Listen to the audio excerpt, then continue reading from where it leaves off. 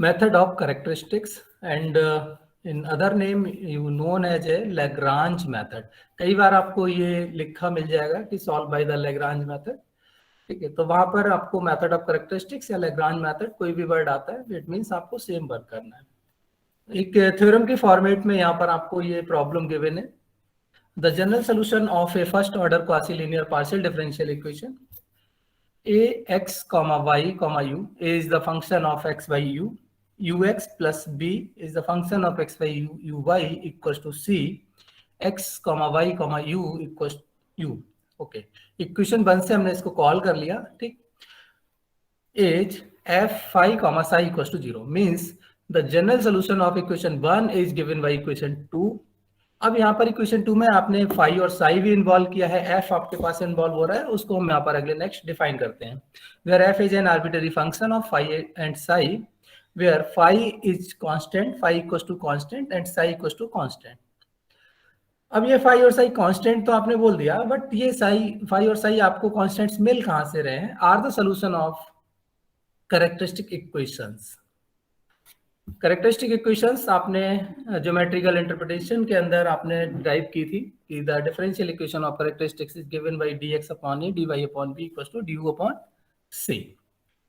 तो आपको सारी इंफॉर्मेशन यहाँ पर दे दी गई है कि फाई एंड साई आपको कहाँ से मिल रहे हैं। ठीक है, और इसके बाद जो इक्वेशन 1 है आपकी, उसका जनरल सोल्यूशन आप एफ फाई कॉमा साई के फॉर्मेट में डिफाइन कर रहे हैं। प्रूफ काफी सिंपल है और कहीं ना कहीं हमें एक जो प्रूफ यहाँ पर करना है उसमें जो कल हमने एक थ्योरम की थी जिसमें F phi comma psi equals to 0 की पार्शियल डिफरेंशियल इक्वेशन आपने डिफाइन की, उसका एप्लीकेशन हमें करना पड़ेगा। सो हम यहाँ पर जो गिवन इंफॉर्मेशन है उसी को लेके चलते हैं। गिवन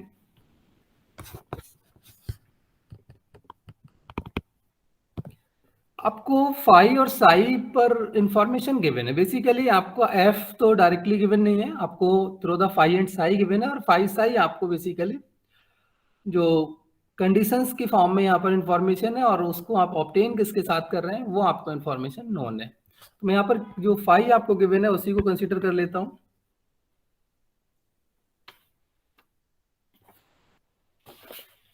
से फाई ऑलरेडी आपको पता है, phi is the function of x by u equals to say some constant c1 and other function psi x by u equals to c2।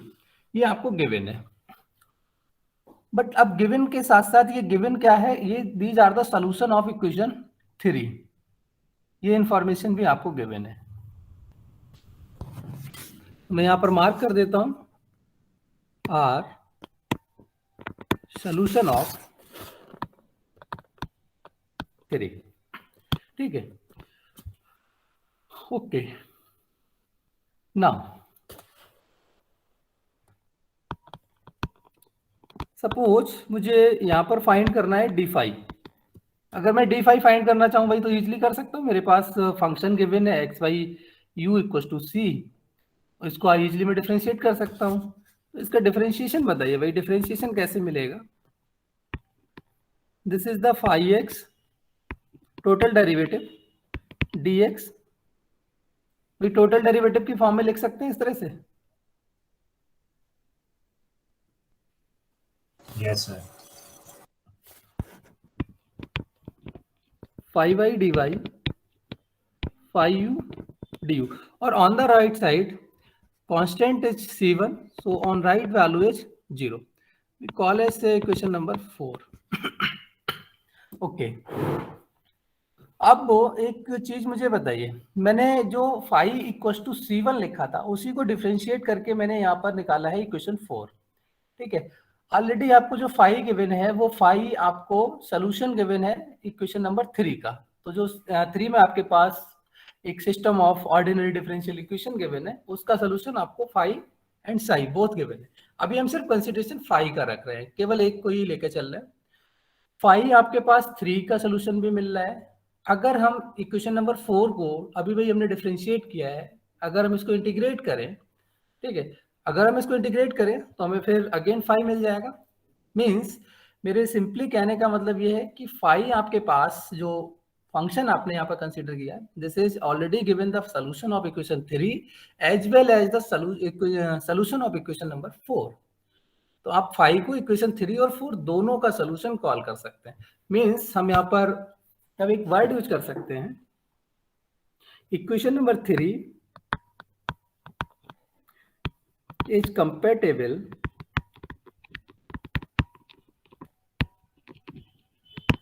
With 4। Compatible का मीनिंग क्या होता है भाई, कोई बताएगा compatibility?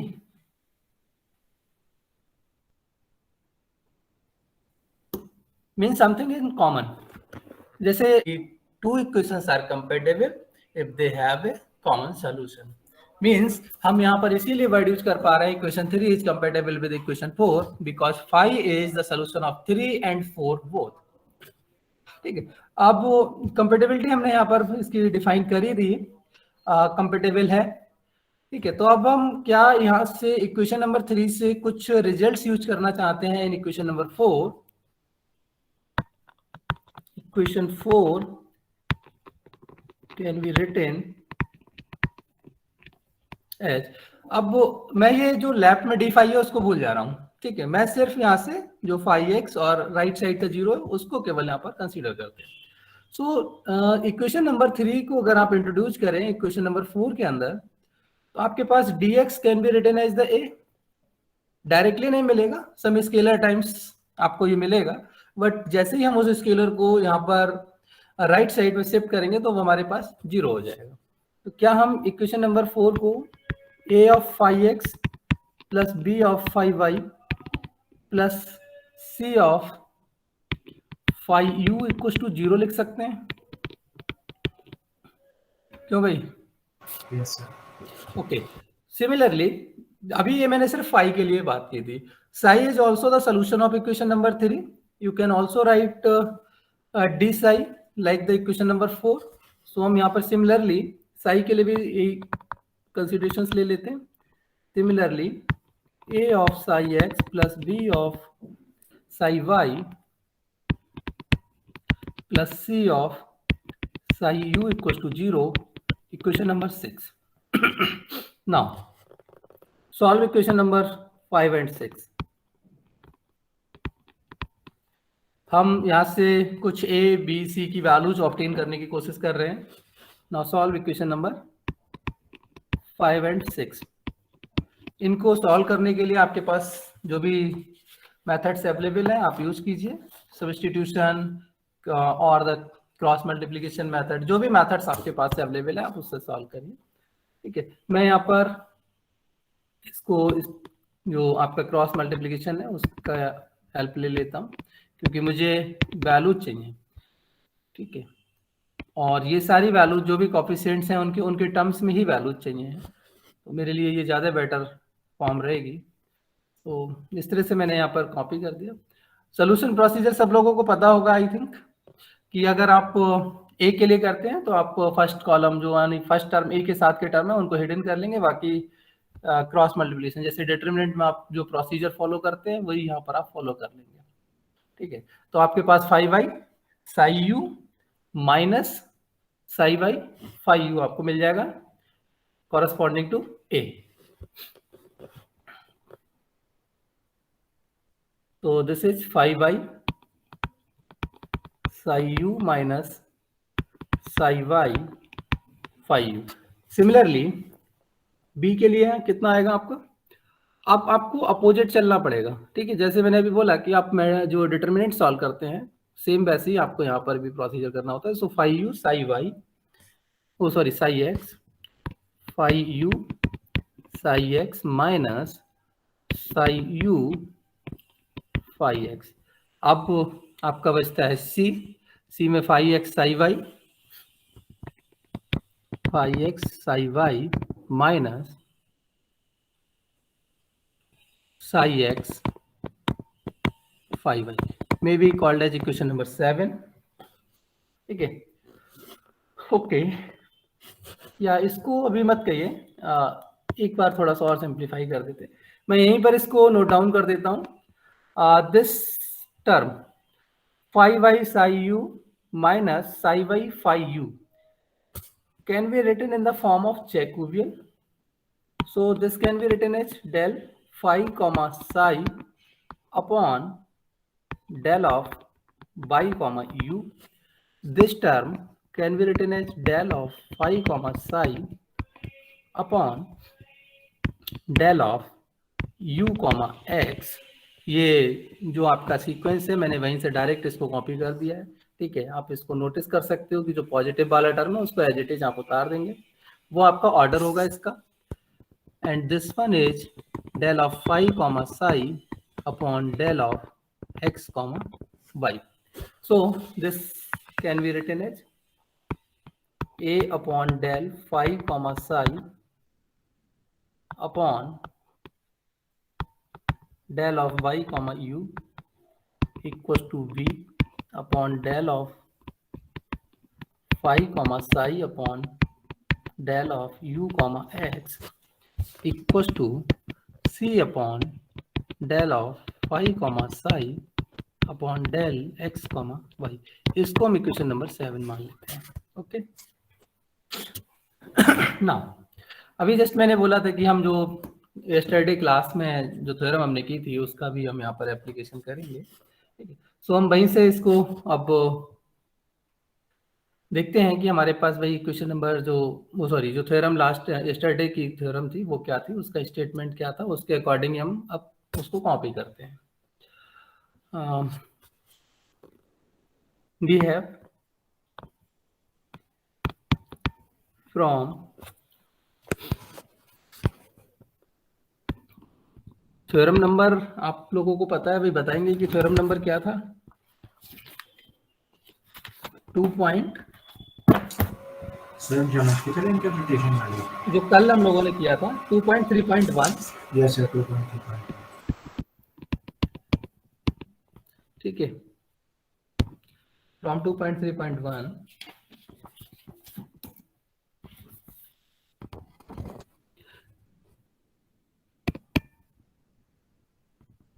shown that f phi comma psi equals to 0 satisfies the equation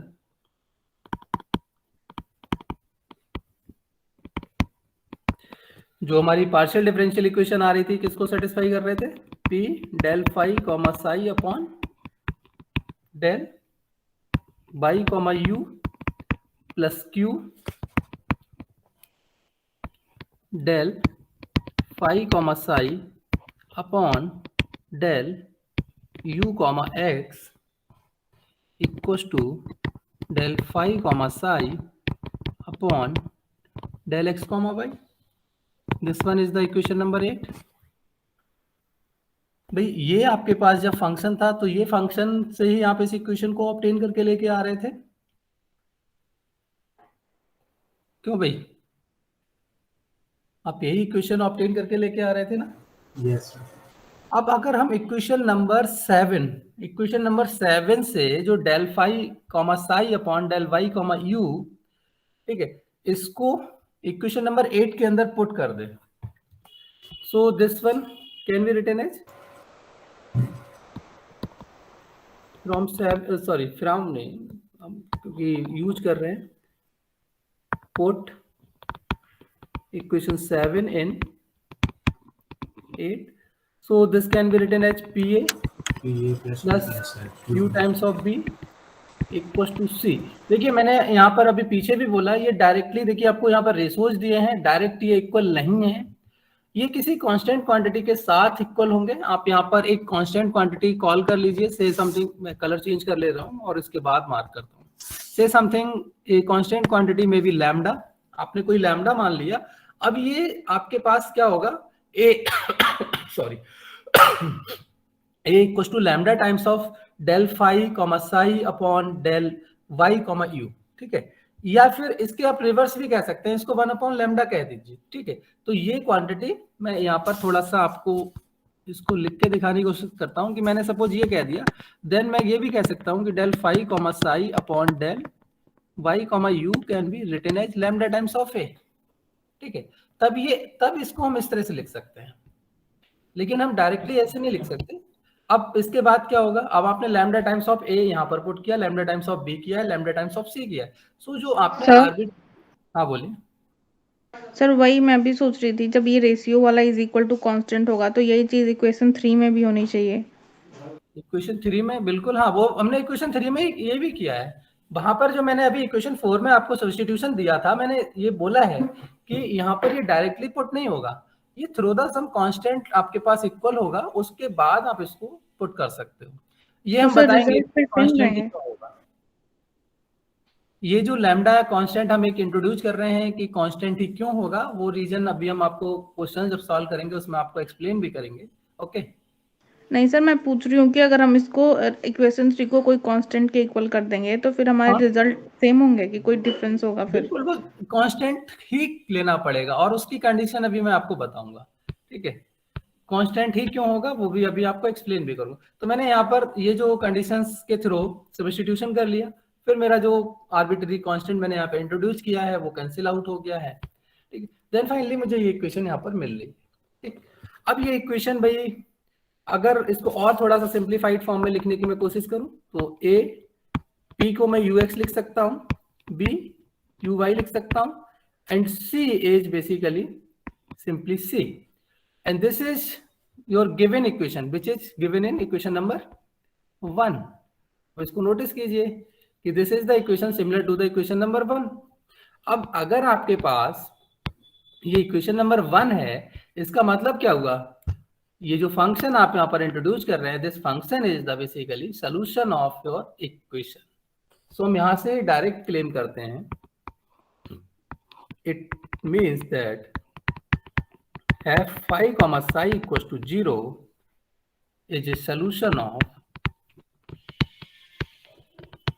1, क्योंकि आप 1 obtain कर चुके हैं through the functions of this f phi comma psi। ठीक है, और उसमें phi और psi कैसे मिल रहे थे वो आपको ऑलरेडी आपकी प्रॉब्लम में स्पेसिफाई था, उनका ही हमने यहाँ पर एप्लीकेशन किया है। तो उसके बेस पर हम कह रहे हैं कि this is the solution of given equation। So this is basically general solution of first order quasi-linear partial differential equation। 2.5.1 है on page number 37। This is example number 1 on page number 37। ठीक है, ये पेज है आपके पास, आपकी book का ही example है। आपको एग्जाम्पल में दिया है find the general solution of the first order linear partial differential equation. यहाँ पर इसने वर्ड यूज किया है लीनियर पार्शियल डिफरेंशियल इक्वेशन। हमने ऑलरेडी आपको पहले ही डिस्कस किया कि हम यहाँ पर सिर्फ मेथड क्वासी लीनियर के लिए सीख रहे हैं और वो सारे का सारा प्रोसीजर आपका लीनियर सेमी लीनियर पर भी अप्लाई होगा। तो हमारे पास अभी लीनियर दी है, अगर लीनियर नहीं दी होती, क्वासी लीनियर दी होती, तब भी हमको सेम प्रोसीजर यहाँ पर फॉलो करना पड़ता। मैंने पूरा क्वेश्चंस को सिस्टमेटिक वे में सॉल्व किया है और अभी जो भी नीड मुझे यहाँ पर जरूरत लगेगी कि नहीं आपको और डिटेलिंग चाहिए, तो मैं एक डिफरेंट कलर के साथ, इसीलिए अभी मैं इस पर नोट कर रहा हूँ, आपको सारी चीजें यहाँ पर मेंशन करूंगा। So given problem is x ux plus y uy equals to u। ठीक है, मैंने इसको आपकी स्टैंडर्ड इक्वेशन जो आपने अभी मेथड डिस्कस किया है उसके अंदर जो इक्वेशन आपने कॉपी की थी a ux plus b uy equals to c, उससे मैंने इसको कंपेयर किया है। ठीक है, आपको हर बार ये लिखने की नीड नहीं है, स्टार्टिंग है इसलिए आप एक दो बार कोशिश करिए कि आपको प्रैक्टिस में रहे। जब हमने इसको कंपेयर किया then we get a equals to x, b equals to y, c equals to u। आपको ये कोएफिशिएंट्स मिल गए। अब इसके बाद पहला आपका सबसे पहला वर्क होता है इसके प्रोसीजर के लिए characteristic differential equation write down करना। ठीक है, मेथड के अंदर ऑलरेडी आपको कैरेक्टरिस्टिक डिफरेंशियल इक्वेशन लिख के दी थी, वहां पर आपको जो क्या नाम है इसका, सिर्फ डिफरेंशियल इक्वेशन के साथ साथ सेम वही पार्शियल डिफरेंशियल इक्वेशन की आप कैरेक्टरिस्टिक डिफरेंशियल इक्वेशन या नोट डाउन कर रहे हैं जो आपने मेथड के अंदर की है। मैंने कुछ भी डिफरेंट यहाँ पर अभी नहीं लिया है, जैसे यहाँ पर dx upon a, dy upon b, du upon c लिया है, ये एज इट इज वहां पर हम कॉपी कर रहे हैं।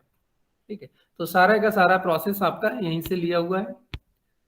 ये यहाँ पर मैंने कैरेक्टरिस्टिक डिफरेंशियल इक्वेशन कॉपी कर ली, dx upon a, dy upon b and du upon c. This is your first step. आपको इसको सॉल्व करने के लिए आपको पहला स्टेप सबसे पहले characteristic differential equation write down करनी होगी। अब characteristic differential equation write down करने के बाद जो भी कोएफिशिएंट्स हैं उनको पुट कर देंगे, देन आपको मिलता है dx upon x, dy upon y, du upon u। ये हमारी पर्टिकुलर एक क्वेश्चन की फ्रेमिंग है, उसके अंदर इस तरह की सिचुएशन आ गई। हो सकता है आपको दूसरे क्वेश्चंस में दूसरे जो कोएफिशिएंट्स हैं x के प्लेस पे y मिल जाए, y के प्लेस पे u मिल जाए, या combination of x y u सारे आपको एक साथ मिल जाए। तो ये हमारे पास गारंटी नहीं है कि हमेशा जो कैरेक्टरिस्टिक आएगी उसमें x के साथ केवल x आएगा, y के साथ केवल y आएगा।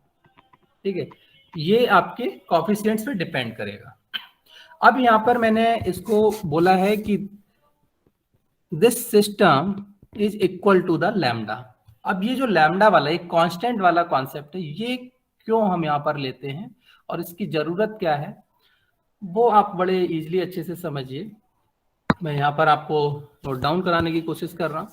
फॉर एग्जाम्पल, अगर आपने कहीं लिखा 1/2, ठीक है, और इसको लिखा 2/4, दोनों चीजों को अच्छे से समझिए, दोनों आपको सेम वैल्यू मिल रही है। दिस इज ए नंबर, ये आपको एक नंबर दिया हुआ है, तो दो नंबर्स आपके इक्वल हो सकते हैं। ठीक है, सेम नंबर आपके पास हो सकते हैं, आप नंबर्स में इस तरह से लिख सकते हो, कोई प्रॉब्लम नहीं, इसको हमें किसी कांस्टेंट को कॉल नहीं करना पड़ेगा। बट अगर आपसे कहीं पर बोला गया x upon y equal to से something z upon w, what is the meaning? This is the ratio of variables, not the constant quantities. Simply आप x इक्वल टू वाई नहीं लिख रहे हैं, आपको रेशो दिया गया है। ठीक है भाई, x इक्वल टू वाई का मतलब तो सिंपली इतना सा हो गया कि ठीक है भाई, आपके पास ये जितना भी x होगा उतना ही y हो जाएगा। लेकिन यहाँ पर अगर आपको एक वेरिएबल क्वांटिटी का रेशो दिया जाए, या आप जैसे z अपॉन w मत लीजिए, एक साइड में इतना ही मान लो x upon z equal to y, अब ये इक्वल कैसे हो सकता है भाई? तो आपके पास बेसिकली आपको यहाँ पर सिस्टम ऑफ डिफरेंशियल इक्वेशन का कंटेंट है नहीं, एप्लीकेशंस यहाँ पर केवल दिया है। तो ये केवल और केवल एक ही पॉसिबिलिटी होती है कि two ratios of variable quantities can be same if and only if they are constant. ठीक है, टू से ज्यादा हो कोई दिक्कत नहीं है, लेकिन जो कंडीशन हम स्टेटमेंट बोल रहे हैं वो एटलीस्ट टू के लिए बोल रहे हैं कि the ratio of ratio of variable quantities, ठीक है, are equal, two ratios of variable quantities are equal if and only if they are constant। हर कोई अपने आप में एक रेशियो जो फॉर्म कर रहा है वो एक कांस्टेंट आपको जब तक प्रोड्यूस नहीं करेगा तब तक किसी दूसरे वेरिएबल क्वांटिटी के रेशियो के इक्वल नहीं हो सकता है। हमारे पास तो एक से ज्यादा आ रहे हैं यहाँ पर, तो उसी कॉन्सेप्ट को हम यहाँ पर यूज करते हैं कि since these are the ratios of variable quantities, so this can happen if and only if they are equal to a constant quantity। तो ये हर जगह जहां पर भी आपको अगर वेरिएबल्स का रेशियोज इक्वल दिया जाता है, इसका सिंपल मीनिंग है कि वो किसी कांस्टेंट क्वांटिटी के इक्वल है। वो क्वांटिटी आपको नोन नहीं है, आपने कोई भी अपनी तरफ से अननोन क्वांटिटी ही कॉल कर ली है, बट ये कंफर्म है कि जो भी अमाउंट ये होगा हर एक रेशियो उस अमाउंट को फॉलो कर रहा होगा। ओके, तो हमने यहाँ पर यही काम किया है कि इसको एक कांस्टेंट क्वांटिटी के इक्वल कॉल कर लिया। अब आप इंडिविजुअली सारे ही रिलेशंस को टेक कर सकते हो, ये आपकी चॉइस है। सो हमने अभी पहले यहाँ पर क्या किया, फर्स्ट और सेकंड को ले लिया, इसको हमने फर्स्ट बोला, इसको हमने सेकंड बोला, ठीक है, और इसको हमने थर्ड रेशियो बोल दिया। अब जो आपने कैरेक्टरिस्टिक कर्व आपके क्या क्या थे भाई? कैरेक्टरिस्टिक कर्व आपने निकाले थे फाई और आपने निकाले थे साई। आपको ये डिफरेंशियल इक्वेशन दी है, ये कैरेक्टरिस्टिक कर्व नहीं दिए हैं, ये कैरेक्टरिस्टिक इक्वेशन दी है या कैरेक्टरिस्टिक डिफरेंशियल इक्वेशन आप वर्ड यूज करिए। ठीक है, कई बार आपको कई जगह लिखा मिलेगा कैरेक्टरिस्टिक इक्वेशन, कई जगह आपको कैरेक्टरिस्टिक डिफरेंशियल इक्वेशन मिलेगा। डिफरेंशियल हम वर्ड सिर्फ इसलिए लगा लेते हैं क्योंकि यहाँ पर डेरिवेटिव्स इन्वॉल्व होते हैं, बाकी हम यहाँ से कैरेक्टरिस्टिक्स ऑब्टेन कर रहे हैं इसलिए हम इसको कैरेक्टरिस्टिक इक्वेशन बोलते हैं। तो अब आपके पास पहला क्वेश्चन आता है, how to find this phi and psi from this given relation, given system of differential equation या कैरेक्टरिस्टिक इक्वेशन। तो इससे आप फाई और साई कैसे ऑब्टेन करेंगे? फाई आपने नोटिस किया था कि phi is the function of x by u, psi is also the function of x by u. तो आपके पास अब देखिए यहाँ पर ये गारंटी तो नहीं है कि हर एक के अंदर सारे के सारे वेरिएबल होंगे। भाई अगर आप कहीं पर कुछ लिखते हैं कि f is the function of x by z, इसका मतलब अगर आपने कहीं पे लिखा z equal to x square, तब भी आप इसको इसके अंदर इन्वॉल्व करेंगे। अगर आपने कहीं पे लिखा z equal to x y plus x square, तब भी आप इसको इसके अंदर इन्वॉल्व करेंगे। ठीक है, तो हमारे पास ये जो फाई और साई है, इनके अंदर ये पूरी पॉसिबिलिटी हो सकता है किसी एक वेरिएबल जो फाई है, एक फंक्शन आपका फाई है या साई है, उसके अंदर में भी कोई एक सिंगल वेरिएबल मिसिंग हो। मे बी ऐसी कोई गारंटी नहीं है कि हर एक फंक्शन के अंदर x by you always present होंगे। It depending on the given characteristic equations. तो हम यहाँ पर ये जो फाई और साई है, इन्हीं को यहाँ पर सॉल्व करने के लिए देखते हैं। मैं मान लेता हूँ कि मैंने फर्स्ट 2 रेशियोज को पिकअप किया और मैं यहाँ से इससे सॉल्व करता हूँ फॉर फाई। मैं ये आपको सिर्फ एक्सप्लेन करने के लिए यहाँ पर मार्क कर रहा हूँ कि मैं फर्स्ट 2 रेशियोज को चूज करता हूँ फॉर द फाई। मीन्स जो भी वैल्यू हमारे पास आएगी, जो भी सोल्यूशन आएगा, जो कर्व आएगा, उसको मैं कह दूंगा कि से दिस इज द फाई। ठीक है, मैंने पहले 2 रिलेशंस लिए। आप ऑर्डिनरी डिफरेंशियल इक्वेशन आपके पास बन रही है dx upon x equal to dy upon y, आप इनको इजीली सॉल्व करना जानते हैं, आपने सॉल्व कर लिया। ठीक है, so this is the x upon y equal to c1 या y upon x equal to c1, कोई भी आप फॉर्म ले सकते हो, दिस इज योर चॉइस। ठीक है, कोई इसका एक यूनिक फॉर्म नहीं है कि नहीं हम x अपॉन वाई ही देंगे या हम y अपॉन एक्स देंगे। इसको हमने नाम दे दिया फाई। मैंने ऑलरेडी ऊपर बोला है कि हम सपोज कर लेते हैं कि फाई के लिए सॉल्व कर रहे हैं। ठीक है, अब आप 2 रेशोज को ऑलरेडी टेक कर चुके थे, आपको सोल्यूशन डिफाइन करना है। भाई फाई और साई से आपको लिखना क्या है? सोल्यूशन। सोल्यूशन के अंदर आपके पास डिपेंडेंट भी होना चाहिए, इंडिपेंडेंट भी होना चाहिए। अभी हमने इंडिपेंडेंट वेरिएबल्स में ही एक रिलेशन देखा है, हमारे पास डिपेंडेंट वेरिएबल्स में अभी तक कोई रिलेशन स्टेबल नहीं हुआ है। तो ये आपके यहाँ पर एक मिनिमम रिक्वायरमेंट है कि आपको एटलीस्ट 1 टाइम डिपेंडेंट वेरिएबल को सॉल्व करना पड़ेगा। आप 2 टाइम कर लीजिए, नो प्रॉब्लम। ठीक है, लेकिन एटलीस्ट 1 टाइम आपको आइदर इन द फाई और साई आपको किसी एक फंक्शन के अंदर आपका डिपेंडेंट इन्वॉल्व करना ही पड़ेगा। सो सपोज कर लीजिए मैं सेकंड और थर्ड, मैंने सेकंड और थर्ड ही लिया है। ओके, मैं सेकंड और थर्ड यहाँ पर कंसीडर कर लेता हूँ और इससे मैं क्या चाहता हूँ? साई ऑब्टेन करना। ठीक है, अब मैं साई के लिए क्या कर ले रहा हूँ? सेकंड और थर्ड को चूज कर लेता हूँ। कोई गारंटी नहीं है, आपके यहाँ पर कोई यूनिकनेस नहीं है कि आप थर्ड और सेकंड ही लें। ठीक है, आप फर्स्ट और थर्ड ले लीजिए। आपने फर्स्ट सेकंड पहले लिया, अब अगली बार में फर्स्ट और थर्ड को ले लीजिए, तब भी आपके पास एक सोल्यूशन मिलेगा। मैंने इसको सेम उसी प्रोसीजर से सॉल्व किया। ठीक है, सॉल्व करने के बाद आपको u अपॉन वाई मिल गया। ठीक, this is the Sai, Sai is the function of x by you. ठीक है, C2 आ गया। अब ऑलरेडी अभी आपने जो मेथड यहाँ पर थ्योरम की है, उसके अंदर आपने सोल्यूशन डिफाइन किया था कि the general solution of a u x plus b u y equal to c is f phi comma psi equal to 0 where phi and psi are the characteristic curves. Characteristics आप already obtain कर चुके हैं।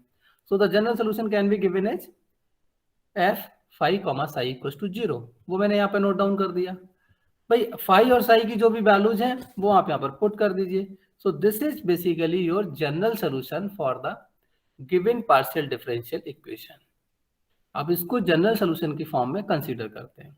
अब एक question और भी आता है, जरूरी नहीं है कि ये सिर्फ इसी फॉर्म में मिले, आपको मैं इसकी पॉसिबल फॉर्म्स भी बता देता हूँ कि ये जो f है इसको और भी हम डिफरेंट फॉर्म्स में लिख सकते हैं।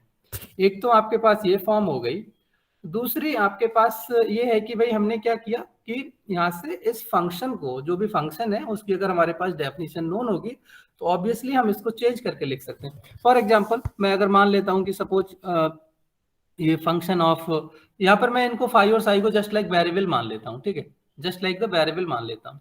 आपको कोई भी इक्वेशन लिख के दी जाती है x square plus y square equal to से सम ए स्क्वायर, ये एक रिलेशन है, या आपसे कहा जाए कि आप लिखिए y equals to under root a square minus x square, ये अनदर रिलेशन है, या आपसे कहा जाए कि आप इसको लिखिए a square minus y square, this is another way.